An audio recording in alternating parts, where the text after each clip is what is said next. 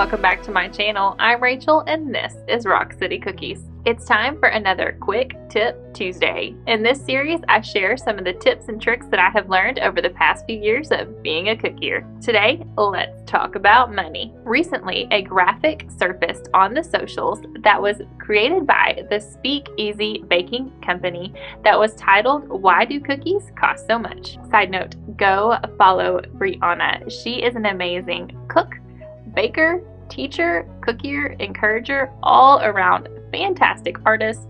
So go follow her. She's one of my favorite follows and I think she will become one of yours too. Brianna's graphic on why cookies cost so much broke it down like this. Half-hour customer interaction, $7.50. Half-hour research and design, $5. Cost of goods, $11. Packaging, $2. Half-hour dough making, $7.50. Half-hour cut and baking, $7.50. 3/4 of an hour icing and mixing colors, $11.25. 3 hours decorating, $45. Half hour of photos and edit, $7.50. Half hour cleanup, $7.50. What we should charge, $111.75. What we actually charge, $40. And listen, this was all based on a $15 hourly wage. When it is broken down like this, wow. I mean, wow. And truthfully, I spend a lot more time in some of the areas that Brianna listed, so I should be charging even more, right? So it's no wonder that Brianna's empowering posts spread through the cookie community like a wildfire. We all question what we get paid versus the amount of time that we invest in this craft. And honestly, the scales tip in a direction that is not necessarily in our favor. But to see real numbers like that broken down based on minimum wage definitely make you take pause. So you get that point. You want to be paid correctly for the work that you do, and you're motivated to make that change. But you're still lost on what that number should be, on what you should charge. Okay, well, let's talk about what factors you should consider to answer that question. Number 1, where you live and your local competition. Number 2, your skill level and how long you have been in the business. Number 3, ingredients. Number 4, packaging cost. And number 5, set designs. I think to accurately give my opinion on this matter, I think that you should know my cookie journey. When I began making cookies in 2018, I knew that my skill level, where I lived, and the local competition would set my beginning prices for me. I looked at one of the biggest cookiers in my city, and truthfully, I thought she was the most talented in our city as well. And I saw that she was only charging $18 a dozen, which is $1.50 per cookie. And at that time, I thought, okay, well, I guess that's a great starting place for me as well. Before you start to panic, remember these few things. 1, I was brand new to our city. 2, I had never done any baking of any kind before. And 3, we live in Arkansas, which is always going to be on the lower end of the pricing tier anyway. I also knew that I was just beginning, that I could raise my prices at any point in time. And plus, knowing that cookies were just $18 a dozen meant that I could give people their orders and not feel guilty at all if they weren't the greatest cookies in the world, because my goodness, they paid $1.50 per cookie for them. So that took away a lot of pressure for me when I first began. And by charging so little, I knew that people would book me because they were spending less on me than they were anywhere else. So I knew I wanted to get orders so that I could learn, so that I could practice, so that I could make a reputation for myself in this business. So that was another reason why I was okay with selling cookies for so little money. And you know what? I was right. I got booked right away and my schedule was very full from the very beginning. And because I was getting orders constantly, my skill level was steadily increasing on those cookie orders over and over and over again. I was able to practice. I was able to learn. I was able to get better one cookie, one order at a time. Fast forward to 2019 and I had my first year under my belt, but I knew that my skill level and my sanity demanded that my prices be higher. because the truth of the matter is making cookies is hard work. I sacrificed a lot for my business. I have sacrificed a lot for my business over the years. And at some point, $18 a dozen became extremely frustrating and just truly did not make all of that hard work worth it anymore. So I raised my prices by 50 cents. So now I started charging $2 a cookie. But in addition to that, I also changed my minimum to 2 dozen cookies. So every order had to be at least 2 dozen cookies at that $2 a cookie price. Before this price change, any customer could order any amount of cookies that they wanted. There was no minimum. So I decided that mixing colors for only 6 to 12 cookies was from now on a hard no. So with the price change of $2 a cookie plus the 2 dozen minimum meant that instead of getting maybe $18 per order, I was guaranteed to get $48 per order every single time. And that little bit of extra money gave me the push I needed to continue on in my cookie journey. Now we come to 2020, and I had actually just raised my prices again to $3 a cookie with the 2 dozen minimum, and the world came to a screeching halt. I, like the other cookiers around the world, shut down my business and stopped doing cookies completely for a couple of months while all the non-essential businesses were closed. I actually used that time to plan the future of my business. When COVID hit, I was completely exhausted.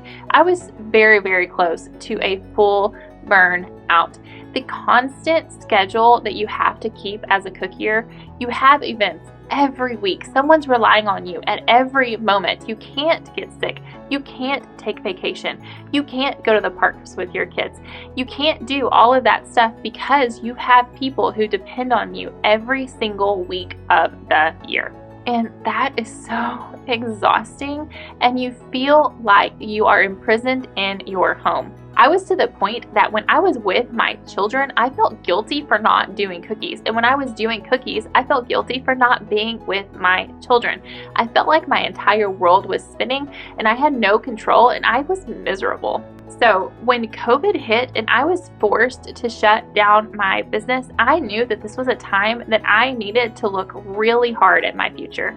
It was the weekend of my 35th birthday, and it was still, everything was closed. It was still right in the middle of COVID, and we decided, okay, well, we can go on a walk because that's really all we could do to celebrate my birthday. So we went on a walk, and on that walk, I remember telling my husband, like, listen, I know that for the last 2 years, I have told you how important this business is to me and that all the sacrifices are worth it.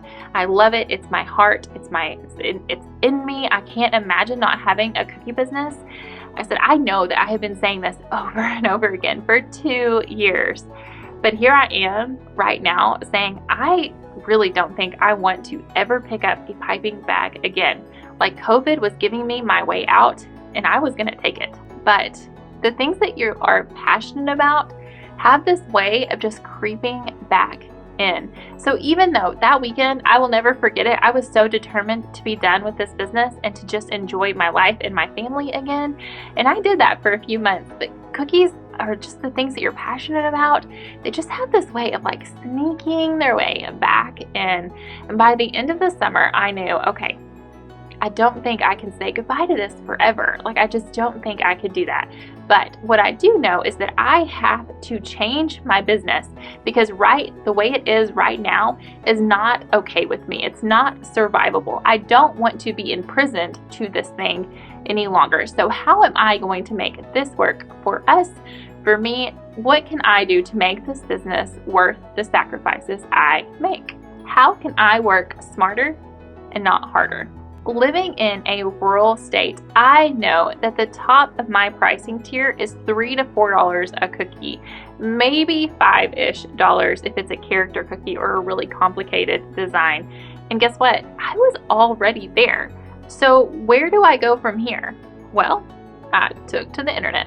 I began looking on Etsy because I knew that it was a platform that was already trusted and well known. I wouldn't have to do any marketing. I wouldn't have to try to push people to my website. They take care of all of that. And so I knew, hey, I'm gonna look on Etsy and just see what the competition there is. And truthfully, it's not oversaturated by any means. It's really not. And I felt like my skill level would compete really well on Etsy. And you see, Etsy provided me something that Arkansas could not. I could charge East and West Coast prices for cookies, which is 2 to 3 times as much as I could make here in Arkansas for local orders. So I took the plunge. I listed all of the existing sets that I had already done over the past few years. I just went and took the pictures that I had given to the client, listed those pictures as my Etsy listing.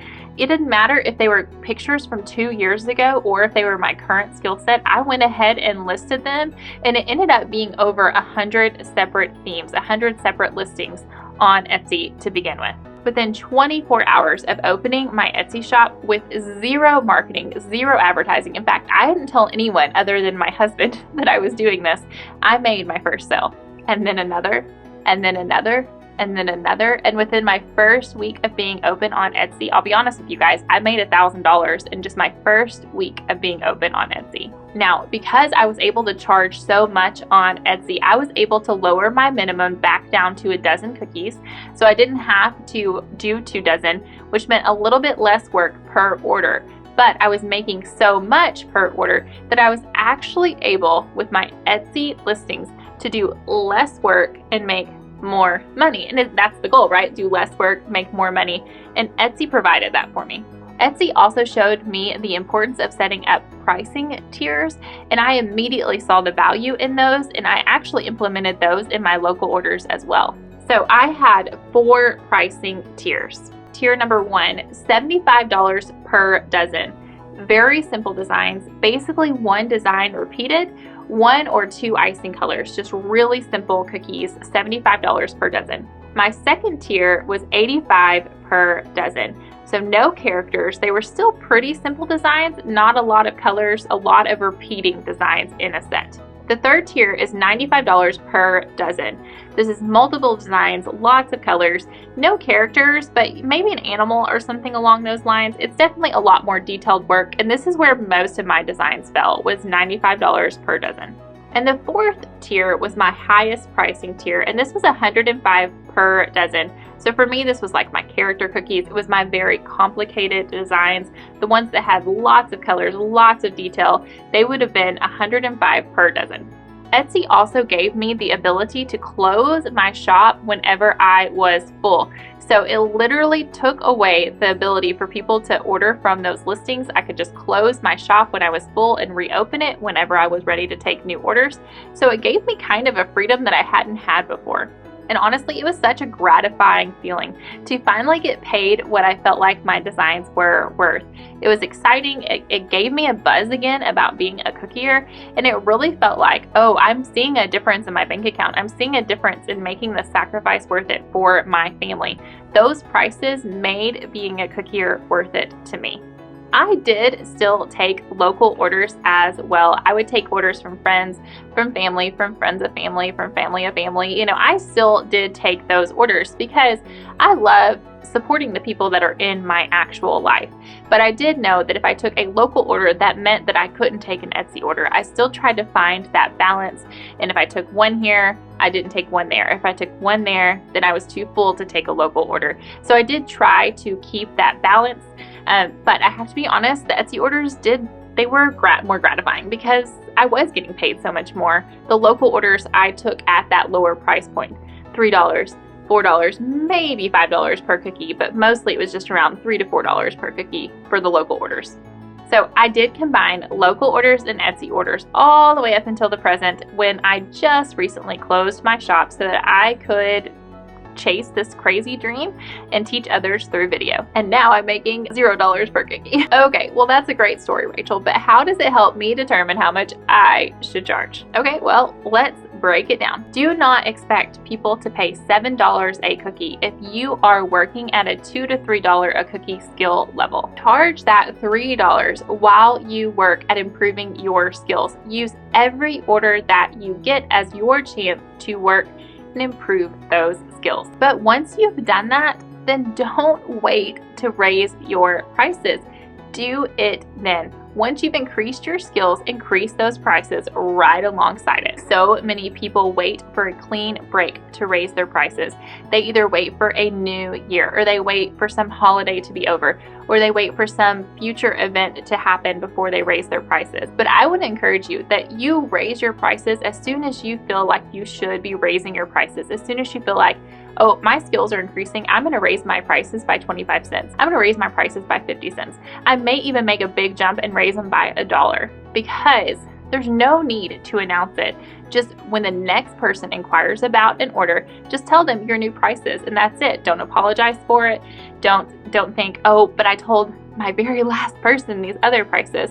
Don't worry about it. Just raise your prices. Don't announce it. Just do it, and don't apologize for it. If you have a return customer placing an order, at the time of inquiry, tell them your new prices. And then it's up to them if they choose to pay it or not, and they can move on to a different cookier if they choose not. Just because someone's ordered from you in the past, I feel like we have this guilt associated with, oh, but they ordered from me at this price, and I feel like that's the price that it should be for them in the future because that's what they expect. But they aren't owed that. It's very rare for prices in any industry to stay exactly the same. Cookies should be no different. So I feel like if you have a return customer, try to lay aside the guilt. Just quote them your new price. Say, hey, my prices have recently changed. This is where they are now. Do you want to proceed? And just leave it at that. In the same breath, look at your work objectively, and you should not be charging $3 a cookie if your skill level is at $7 a cookie. Burnout is a real thing in the cookie world. Listen, you can have a cookie on your left and a cookie on your right, and you could look at one or both of them, and one or both of them is experiencing burnout. It is just a real thing in our industry. And if you aren't charging your worth, then that burnout is going to happen faster than you can even anticipate. But listen, it doesn't matter what you charge. People are still gonna think it's too expensive. At $18 a dozen, at $1.50 a cookie, I still had my fair share of people tell me that it was too expensive, that they could go to the grocery store and get cookies for cheaper. I had many people tell me that. Listen, those same people that thought that $18 a dozen was too expensive, they would certainly die over my prices now. But when I have someone inquire now and I am out of their price range, I just say, hey, no problem, thanks for asking. It really does not bother me in the very least for someone to tell me that I'm too expensive for them, because that customer is not my customer. That customer is more of someone else's customer. It's more of a grocery store customer. It's more of the local bakery down the street that can have prices lower because they do such a bulk inventory. That's their customer. My customer doesn't have to be their customer, and I don't have to feel bad that my prices may be expensive for some people. That is just life. And by not budging on my prices when that person came back and told me that I was too expensive for them, that means, hey, I still have room in my schedule for this person who is willing to pay those prices, who does understand that sometimes you have to pay a higher price for good quality products. And so for me, saying no here means that I can say yes here, and I can actually get my worth with this order instead of selling myself for less money.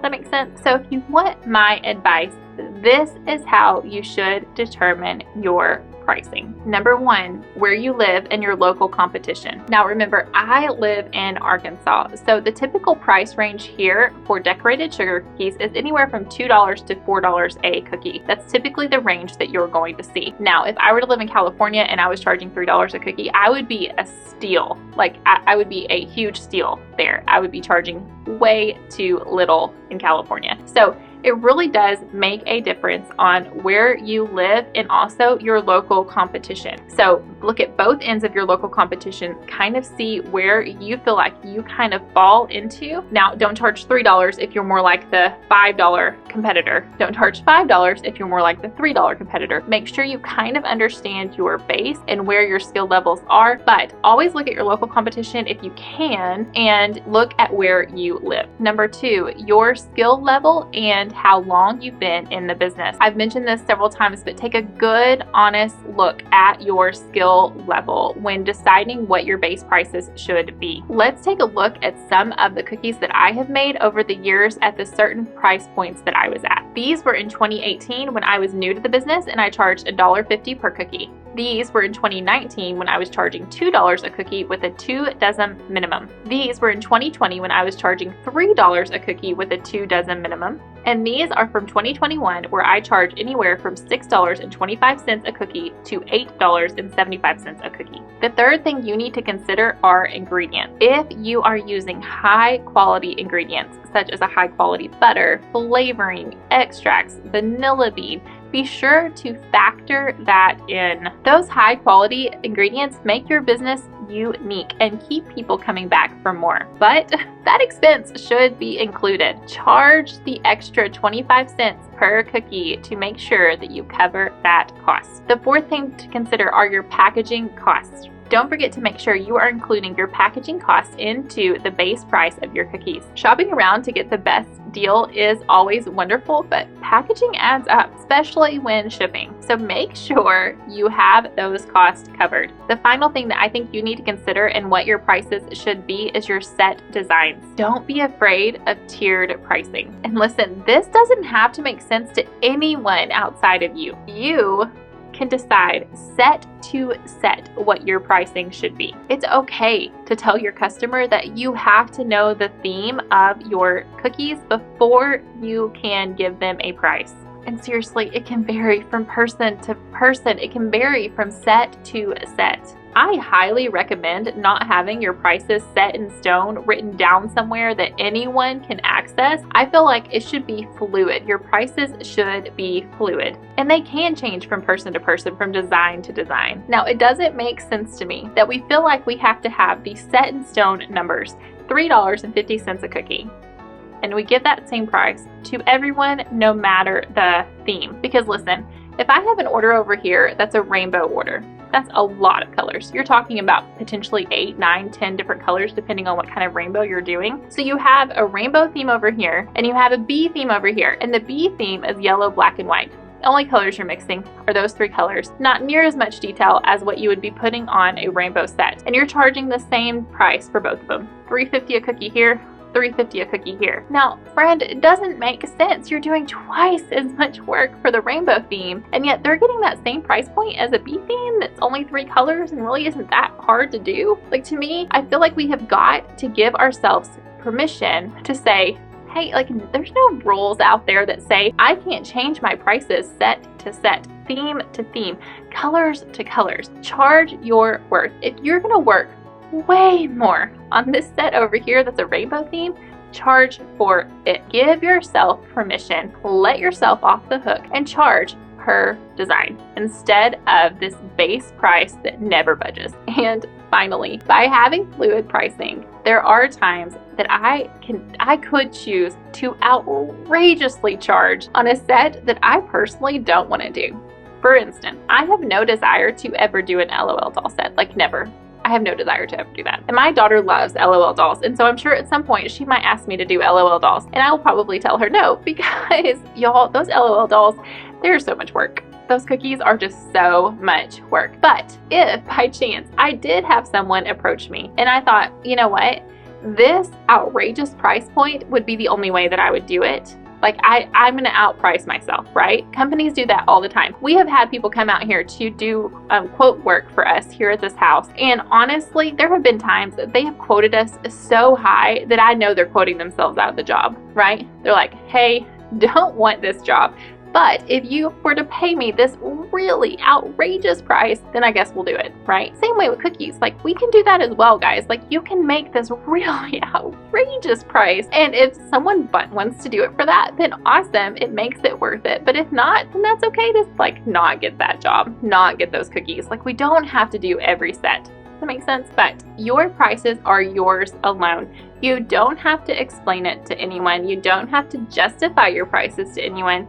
Your prices are yours alone. So while I cannot say, hey friend, charge X amount, what I can say is, frankly, it's never gonna be enough. I know the sacrifice it takes to be a cookier. I know the long hours. I know the hard work. I know what it's like to be imprisoned to your calendar and have to forfeit social gatherings, vacations, valuable time with your family. People need cookies every day of every week of every year, and no amount of money can truly make up for that. But you are seen. I see you doing the best that you can, sacrificing now so that tomorrow may be better for your family, for the recipients of your cookies, even for you.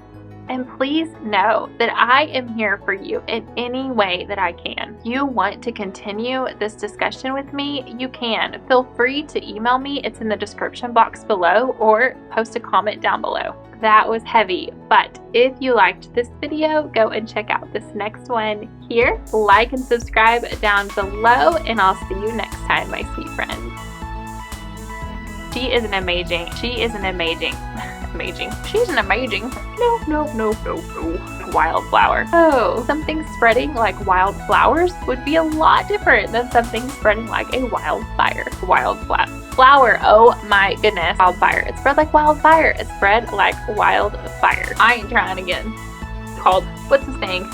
Come on people, help me out. What's the saying? I'm getting worked up because I'm like so close to the end.